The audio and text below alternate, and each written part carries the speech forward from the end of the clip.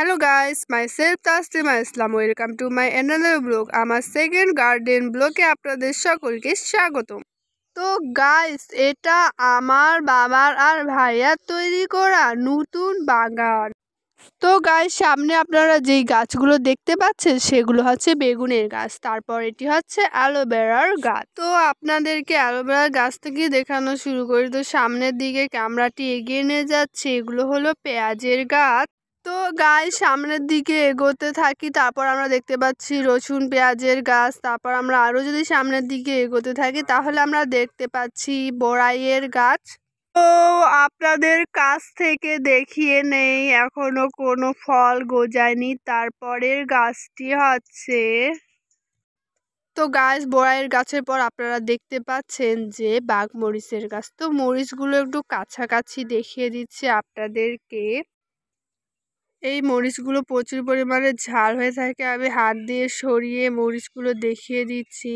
তো গাইস, তারপরের গাছগুলো দেখিয়ে দিচ্ছি। এগুলো মরিচের গাছ সাধারণত। গাইস, শুধু এখানে বাঘ মরিচের গাছেই নয়, ধানি মরিচের গাছও রয়েছে। তো ধানি মরিচগুলো আমি একটু কাছাকাছি আপনাদেরকে দেখিয়ে দিচ্ছি যে কিরকম সুন্দর হয়েছে। আশা করি আপনারা দেখতে পাচ্ছেন ও বুঝতে পারছেন। তো গাইস, এতক্ষণ আপনারা এগুলো দেখতে পারছিলেন, এখন এগুলো আবার ছিঁড়ার পালা। যেগুলো যেগুলো গ্রহণযোগ্য আমি এখন সেগুলো ছিঁড়ে ফেলবো। তো গাইস, প্রথমে 4-5টা দেখিয়ে দিই আপনাদেরকে আবারও। তারপর এখন আমি এগুলো ছিঁড়া শুরু করে দিলাম।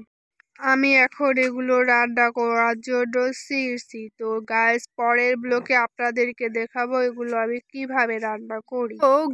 তো গাইস, আপনাদের অনেক কিছু দেখানো একটু বাদ পড়ে গেল। তো গাইস, আপনারা ছিঁড়ার সময় লক্ষ্য করে দেখিয়ে যেগুলো যেগুলো বাদ পড়ে গেছে সেগুলো সেগুলো দেখে নিয়ে যেমন।